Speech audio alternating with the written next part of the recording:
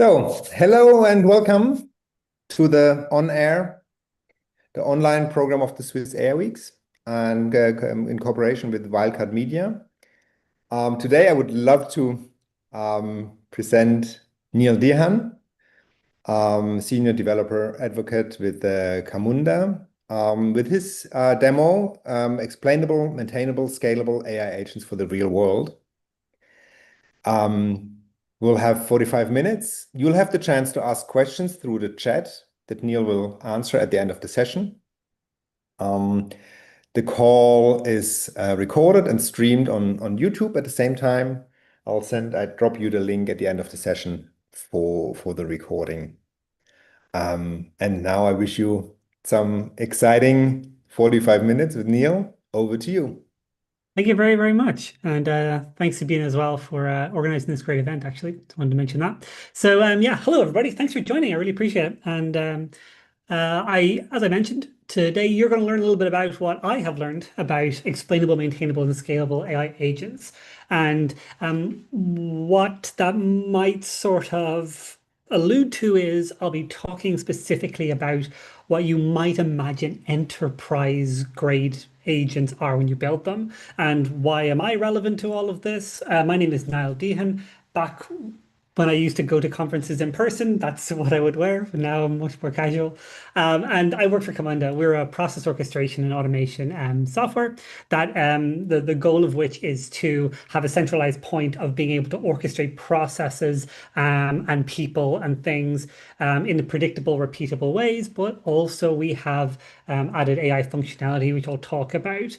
And the main reason that I'm interested in this topic, and the main reason you might be interested in hearing me talk about this topic, is because I've actually been spending the last few months working with Camunda's customers to build enterprise grade agents with Camunda specifically, obviously, but also I've learned an awful lot about what they've tried, what kind of things don't work, and also what kind of things they're looking for. And I kind of want to share that today. So today we'll kind of been talking about why AI projects kind of miss certain aspects of requirements, the kind of solutions you might look for.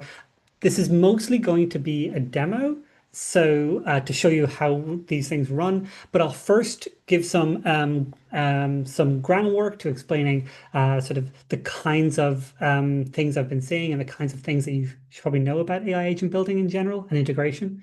And then I'm going to just show you something that's running and built, and that's always the fun part. And I'm sure nothing could possibly go wrong. At the end, I would love to take questions. I love questions. They're great, even if they're about this topic, which would be preferable. Put them in the chat and I will answer them. So let's get started. Let's start with the very first and obvious thing. Why am I going to Camunda's customers and building AI agents? It's because everybody, in this case, Forrester is a good example, are talking about how everyone is basically aware that AI will become the way in which we transform business just now. It's not unusual to say that.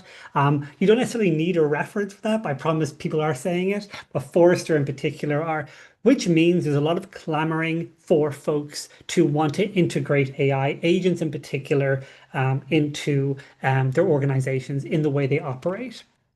And because of that, we have a whole bunch of AI agents popping up all over the place. There's a few examples here, but they basically follow a very, very similar architecture and idea, which is a specific agent, right? That specific thing that at the moment is either hard or time consuming or requires a lot of different interactions.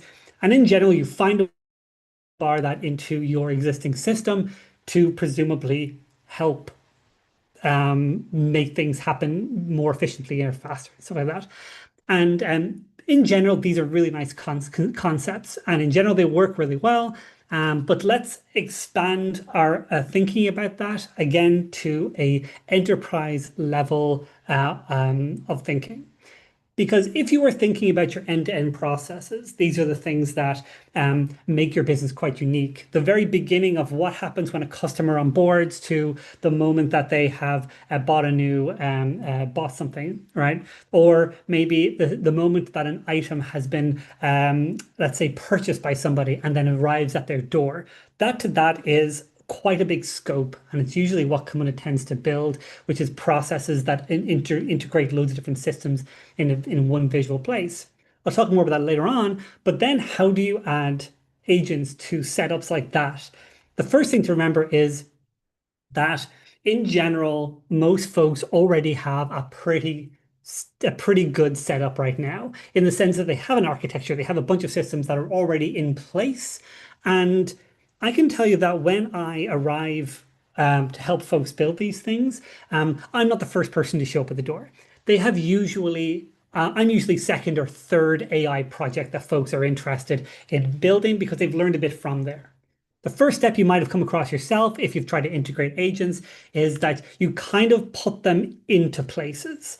They are usually external services. They're usually relatively black boxes, but they do some cool stuff, and you kind of find places to stick them. And what that does is, if you do that with an existing system, you tend to break the context of what's going on.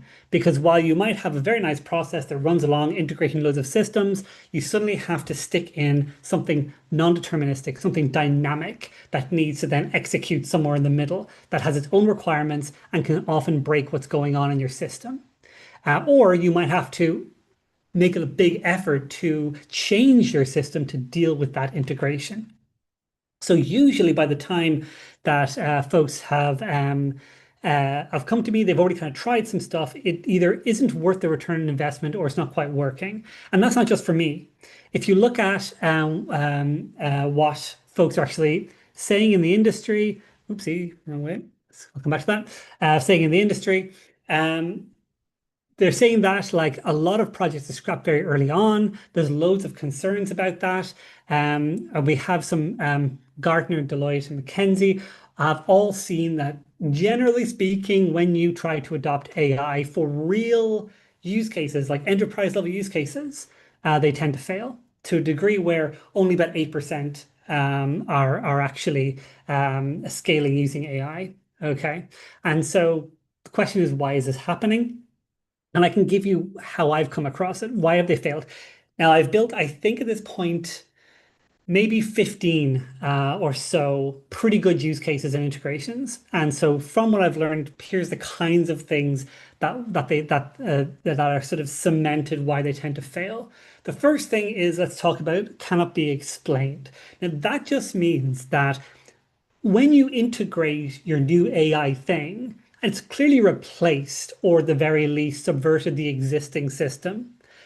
Then you're asked the question, is it better? Has it actually improved things?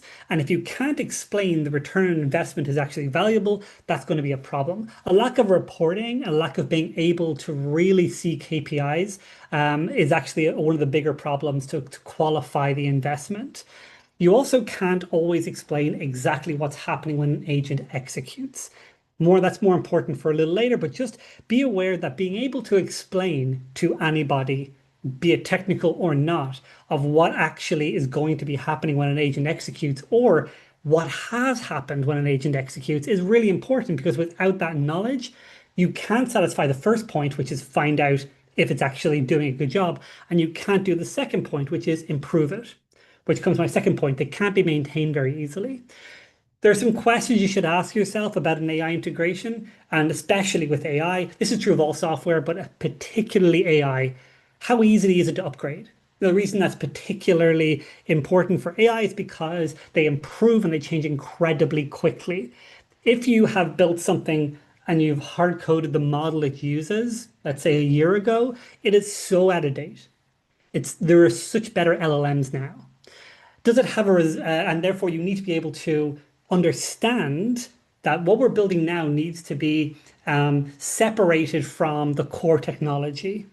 And I'll talk more about what that means a little later on. You need to be able to build a sort of a scaffold in which any agent can be able to perform the action you wanted to and be able to switch out LLMs when needed.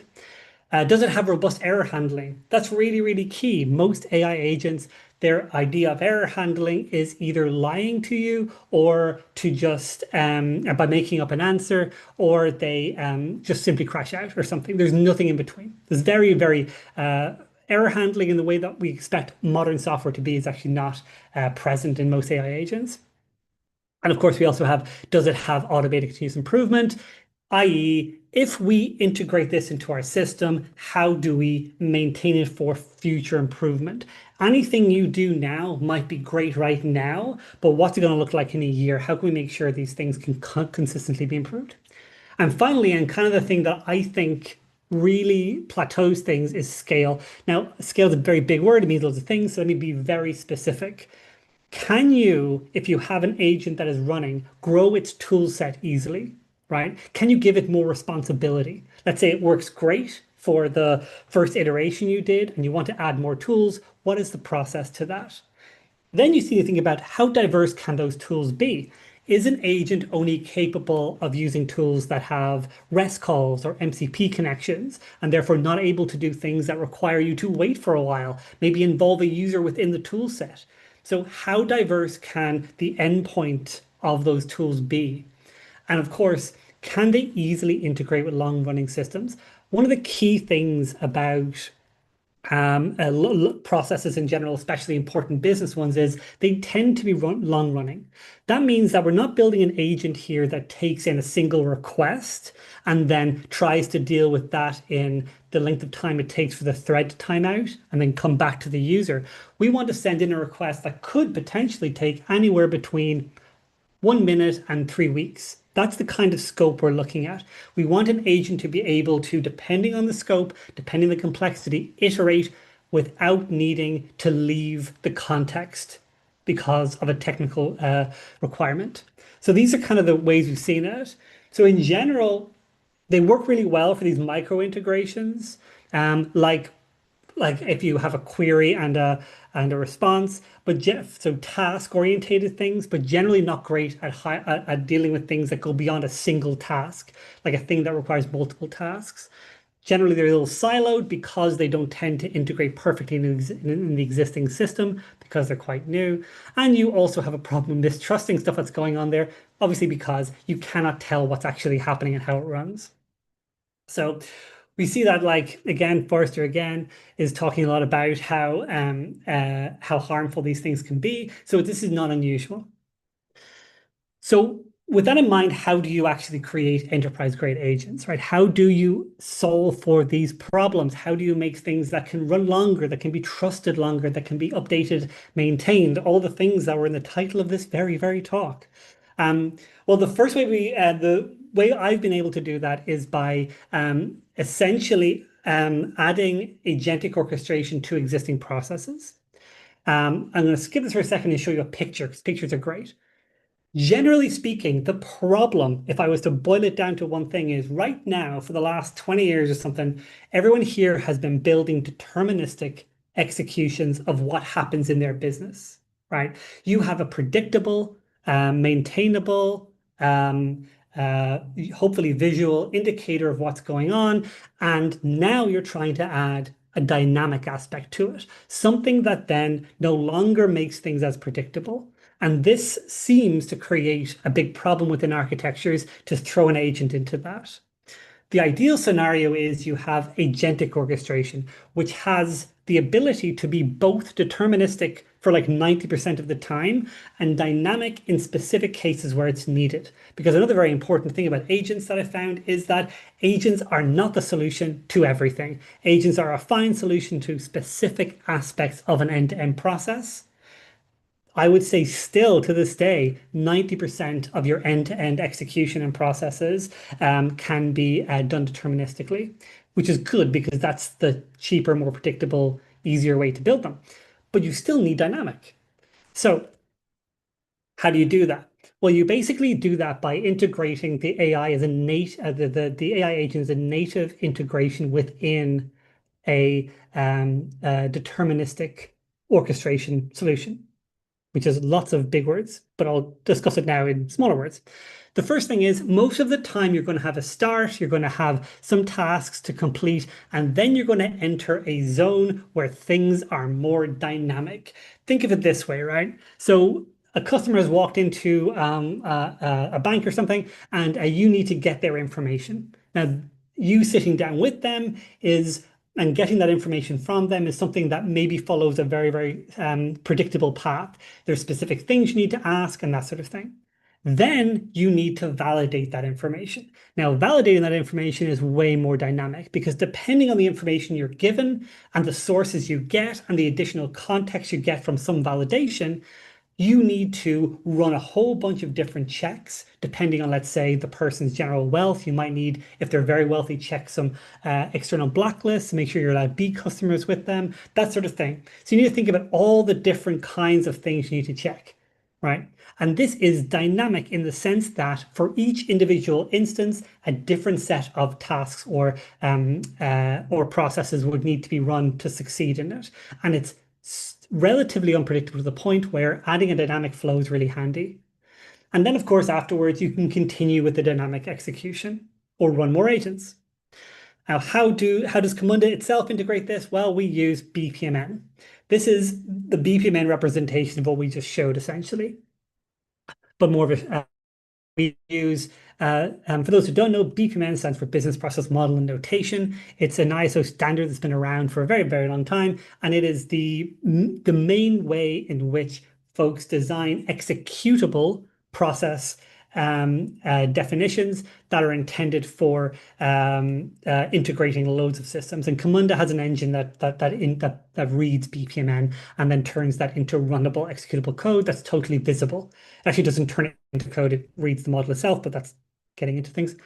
Let's talk about exactly what we're looking at here. We are looking at a scenario where we have specific tasks that do something, and then we enter this ad hoc sub-process for the BPMN folk in the call.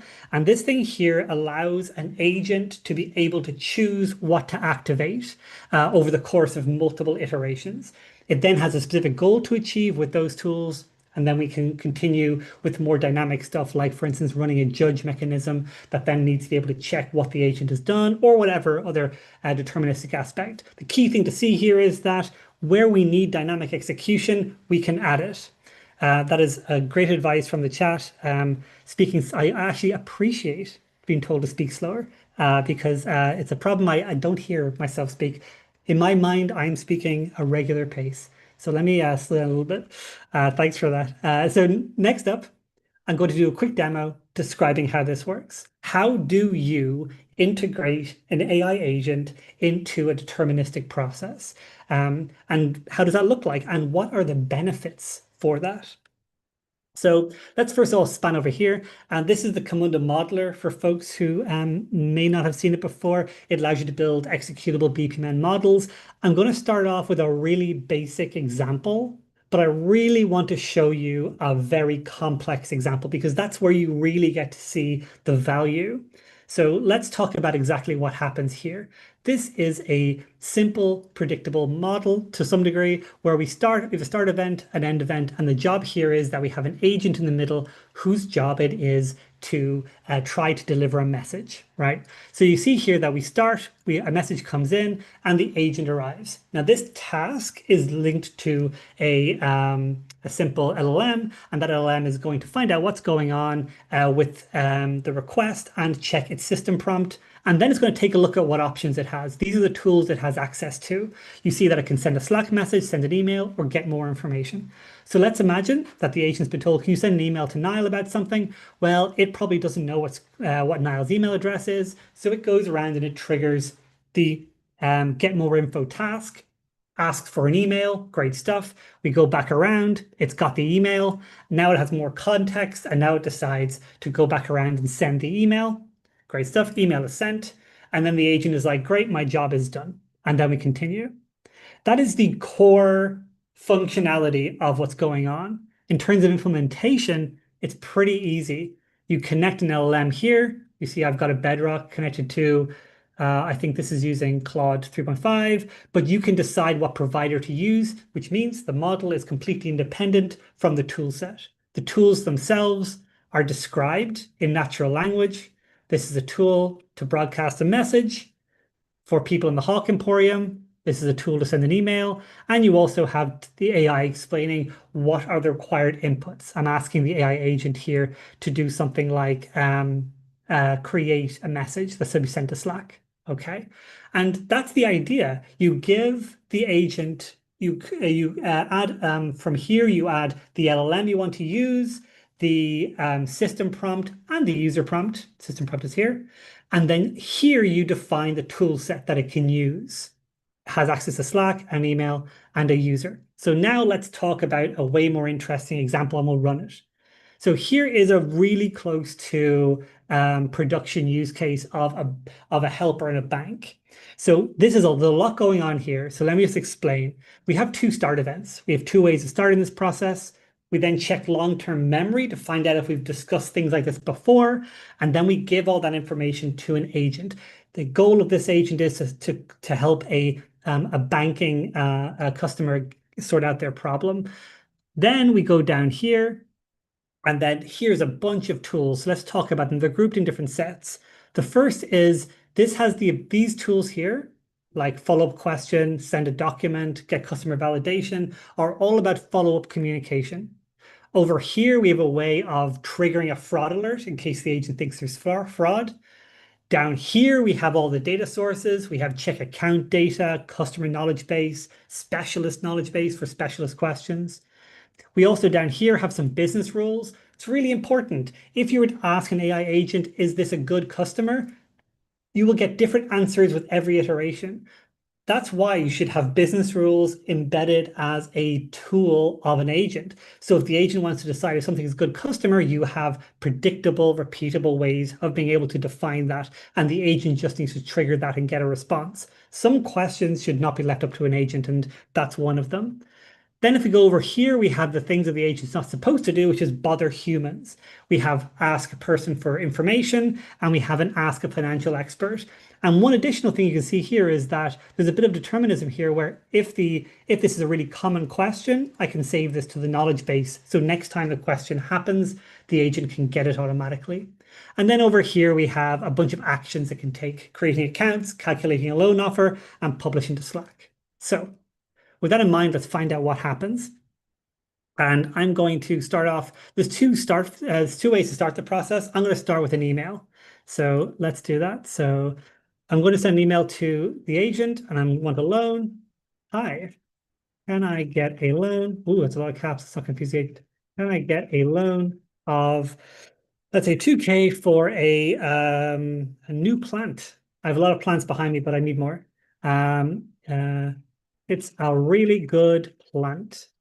I earn 50K and I would like a quote. Easy enough. And I'll sign this now. Let's send the email. So right now you've seen here, this is the modeler. This is where you would actually build and implement the model.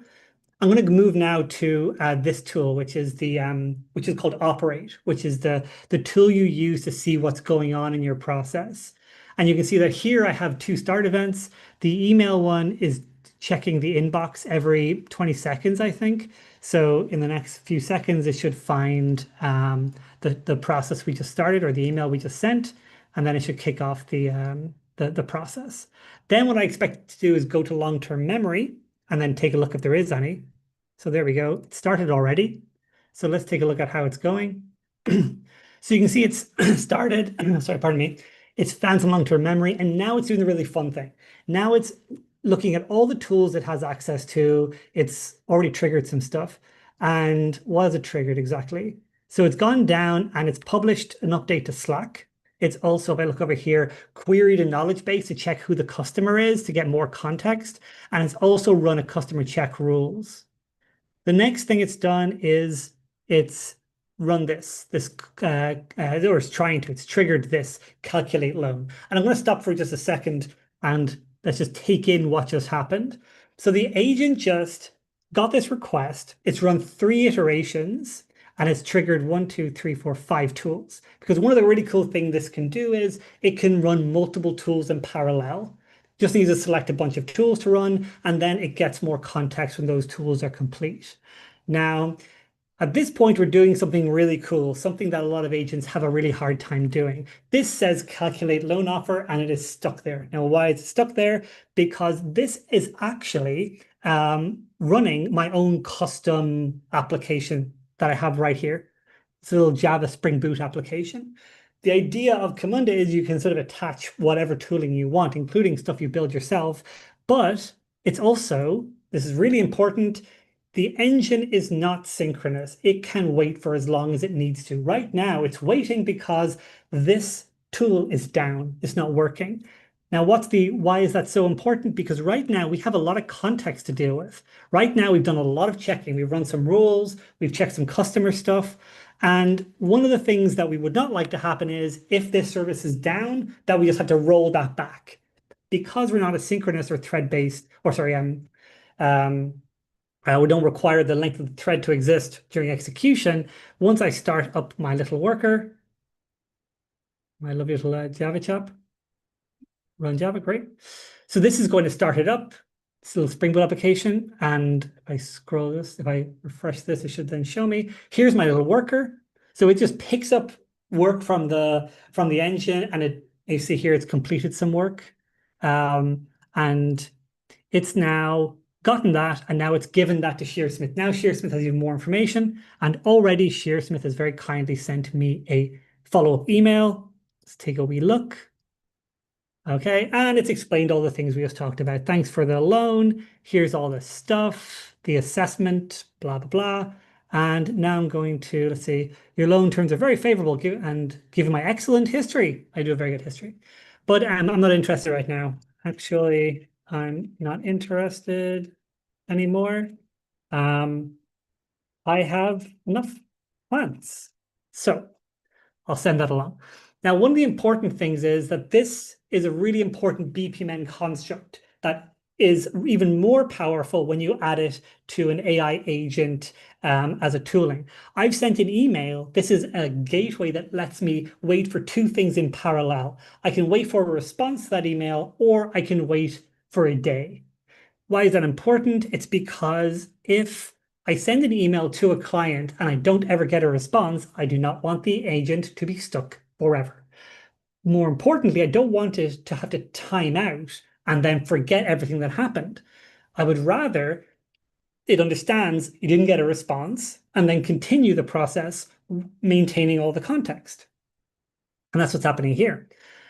What's really handy, I just mentioned now, I glance down, I see the chat occasionally, and occasionally I see that lovely comment that says, please slow down. And that reminds me to slow down. So maybe in future, I'm thinking about just writing, please slow down, just somewhere on my desk, and then hopefully be able to like realize that. Now, that's an aside though. Do I execute one agent per request? No, that's an interesting question. If you mean agent, there's a single agent here, a single LLM. And every time we go in there to the LLM, we make a single request to the LLM, and it comes back with a series of tools it wants to execute. We then go down here and then execute those tools and then return back to that agent with the additional context. So the agent already knows everything that's happened before. A really cool thing to look at is actually here. This is the agent's main core understanding of what's going on. This is the agent object that is visible and very, very handy in cases where we want to debug. We have here all the tools it has access to. If I scroll down, this is the agent's prompt, which is pretty epic. And here is the request that I sent in initially. Right after this request, we see the chain of thought the agent has. So Niall is requesting 2K for a loan. He's got an annual income of this. From the contextual information, I can see Niall is an existing customer for 10 years. So it got that from the long-term memory because it knows me a little bit from previous communications, and that I have multiple accounts, right? And so now it's discussing exactly, no, every request kind of has its own context when you send it to the LLM, but we maintain the same context here in Camunda for every instance. So the context will actually remain and grow as it goes along, which is really important because the very next thing I do is right here, I actually get this agent object, and as well as all the decisions it's made, all the tools it's executed, and I actually ask another agent to judge its effectiveness. And once it's done that, I should then be able to see a really simple report on showing how the agent did. So you see that it demonstrated some good stuff. And the thing also has a bunch of other bits and pieces. So yeah, it works a little bit like NAN. I think NAN doesn't doesn't quite work with the same long-running parameters that we have, and indeed doesn't use BPMN either. So here we have a really simple thing. We've added some humans in there. We've added a whole bunch of different services. We can wait for a bunch of things to happen. But some of the things that I talked about that are really important are about understanding visibility. And I've explained visibility now in two ways. The first way was when modeling.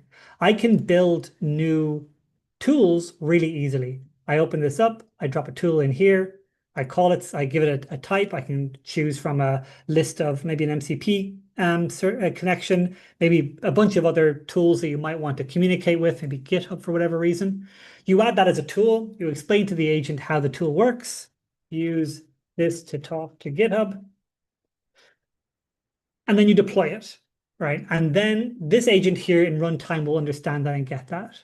Now that's nice for design time. You then have a really good design time visual. The other thing we have is runtime visualization. So we can see exactly what's happening for a single instance or more than a single instance, exactly which tools have been triggered. We have an audit log here on the left, which you can follow to see not only every time anything was executed, but also the variables that were present when they were executed. So that's quite handy. But let's go on to the final thing. How do you improve this process? Well, we also have the ability to create transparency through being able to use the information the engine is using to give us reports. This is a very basic report. It just shows how long each individual thing is taking. But the reason I use this example is because this is really hard to figure out if you are in most of the types of agents. You very rarely have the ability to be able to look into exactly which tools the agent is executing and then being able to see, for instance, this particular tool is a little slow. And that's important for growing and scaling an agent, because if you want to really scale this, the tool set is a good place to start, and you need that granular information. So let's spin back. I've got a couple more slides before I take questions, which is good. I think I'm about right. And yeah. So what we've done here is we've basically added an orchestration component to the existing system, to the existing end-to-end process. An orchestration in particular can deal with both deterministic and dynamic execution. So you saw me do a combination of both in there, which means it's really easy to integrate both types. And let's spin along. And some of the key requirements, I think, for enterprise level agents, being able to determine, as I talked about already, or blend that deterministic and dynamic execution, because you will have to. That's just going to happen if you want real value. Reliable orchestration. We have a whole bunch of error handling that if I had longer, I could show, but it's an incredibly reliable thing to do to be able to hold the context of an agent for as long as needed. We also showed something that both business and IT could very easily understand. And if you think about talking to the business and they know that AI is going to be able to help your business, and then talking to the IT department and explaining, can you add AI to this? How does that conversation look? It looks a lot better when you have a BPMN model that everyone can talk over, but also when that BPMN model is directly executable and you don't need to transfer it into anything. Also, full control and ended monitoring. This is obviously very, very key. When we start our process, we run everything that needs to be run. If something needs to be dynamic or deterministic, it's all in the same place. You don't need to lose any context. And then next we have, of course, very important integration. I showed integration with existing SaaS stuff, my own locally running Java code, also some front-end applications and email. There's lots of ways to integrate kind of whatever you want. And it's pretty developer friendly, which is not something I focused on today, but generally speaking, as a developer myself, I find it kind of handy to be able to build whatever I like and then have it added to an orchestrator to deal with, rather than have to code any of the bits and pieces and plumbing. Some of the things that come in general, and an orchestration or agentic orchestration tends to do really well, kind of fall into three categories. The transparency, which I already talked about, both in design, runtime, and in process improvement time, is fully transparent of what's going on in an agent, and that's quite unique.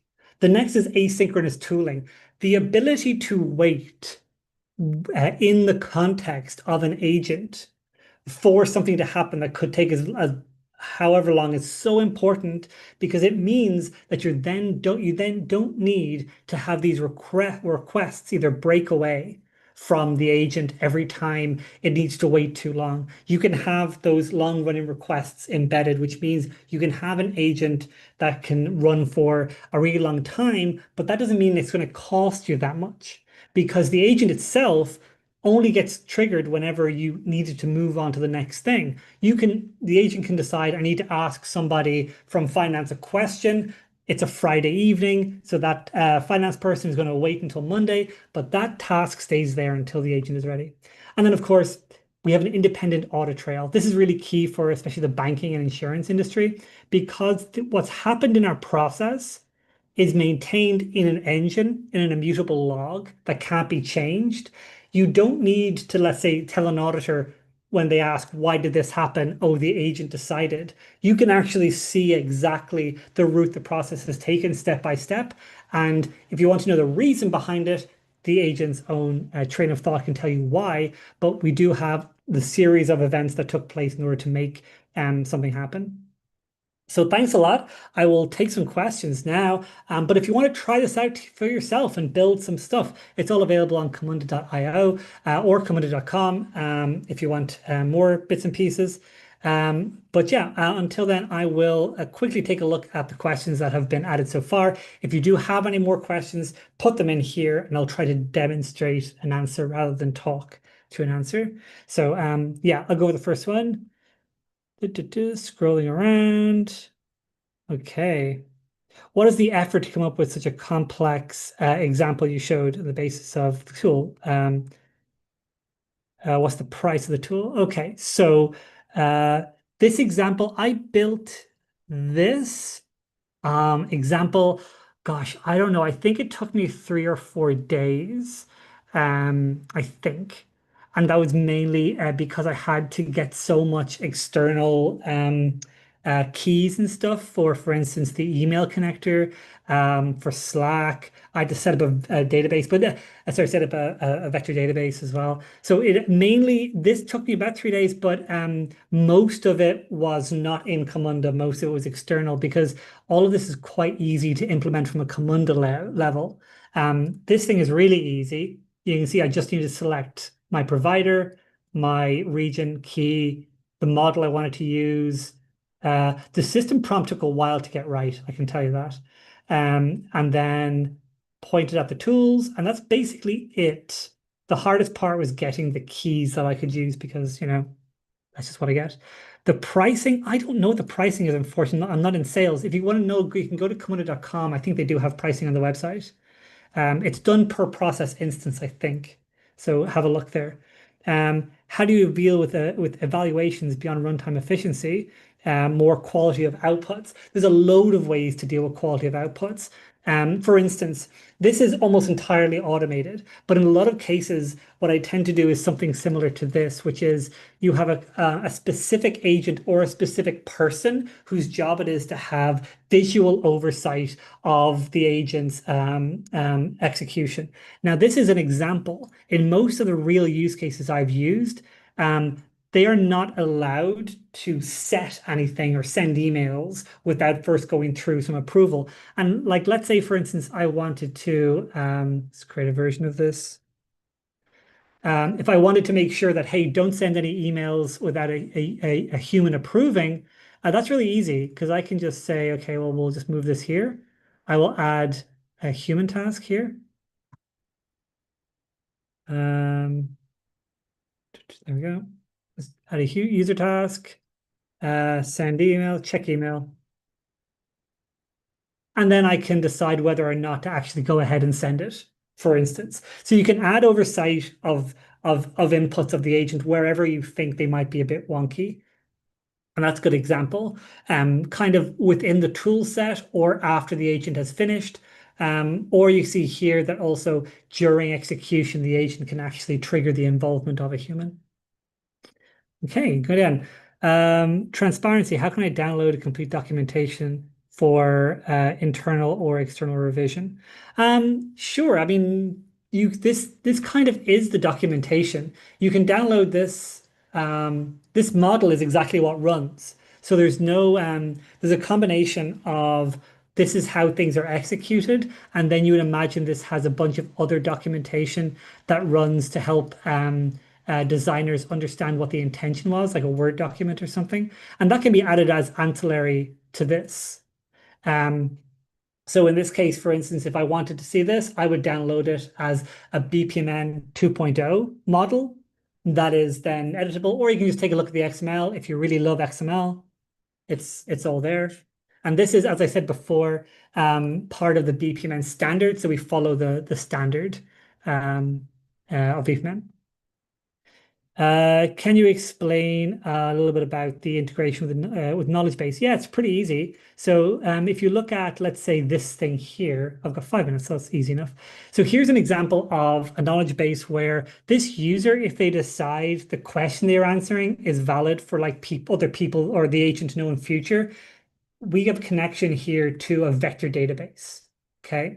And this vector database basically has a specific index name. And I basically put the result of what the agent said inside this vector database. Then what happens is we have up here the specialist check. And here I've told the agent at the very top, this is a tool that lets you query a knowledge base for financial practices and offerings that contains information from experts. So the agent uses this to understand why it might use this knowledge base. And then down here, I tell it how to query the knowledge base. So I say, okay, you need a variable called query, and you need the knowledge base query that you want to perform, generate that, and it goes in here. And then the output of that is stored in a variable called tool result, which is then sent back to the agent. So that's how that works. How long does it take for a newbie to get the learning curve on starting with agentic processes in particular? I would say there's a lot to learn with agentic orchestration because I've come from a position of being, I need to just fix my versions because moving that around just broke everything. So I come from a position of having built deterministic execution for years, like 10 years at least. Let's restore this. I want to restore this one. There we go. And therefore, debugging changes how you learn how to do that. In terms of understanding how to build it, that is really not that big of a problem, honestly. The bigger problem is actually in runtime when you need to learn more things about what it is that you could do that could improve this, why an agent does a certain thing, how can you guide them. Now, all of this is the ability is there, but it's brand new. And a lot of people are learning for the first time about how to deal with these kinds of agents. And that's more of a generic lesson that humanity is now learning than Camunda one. In terms of Camunda, if you know BPMN, it's a good start. BPMN is not so difficult. The agent thing makes it even easier to design because it doesn't require as much structure as a regular BPMN model. So yeah, it's very hard to say. If you're already a developer, it shouldn't be too hard. If you already know how to build BPMN, it should be very, very easy. Oh, nice to see Maria is in the house. Thank you very much. What is the main tech stack of Camunda software? Okay, so the modeler, actually, let me show you. So the modeler itself, where I was here, is an open source BPMN modeling tool called BPMN.io that we at Camunda have built. And this is, you can download and run this locally if you like, but basically it's a web modeler built with JavaScript. Then we have the engine. The engine is a different component, and that contains an engine called ZB built in Java and a bunch of front-end components written in JavaScript. All of these together are a Camunda 8 cluster. The engine is the thing, the backend that understands BPMN and can hold state and runs the thing along and contains data and has the API and everything else. Task list is the front end in JavaScript that's used to display user tasks, and operate, which you showed me use, is for seeing what's going on in the process, and optimize is to see reports and things like that. I have 1 minute left, so I think I need to quickly finish up. So if there is anything left, does anyone want to say one more thing in the last 20 seconds or so that I have? I would like to say thank you very much to everyone who came along. I'm delighted that so many folks joined this talk. I really, really am. I really hope it was useful. I really hope that you found this talk enlightening, and you were able to forgive me for the speed at which I tend to converse. But thank you very, very much. And yeah, I will hopefully hear from you in some ways. Reach out. I'm around. Uh, so yeah, thanks a lot. I'll see you later. I'm gonna log off now. Bye bye, folks.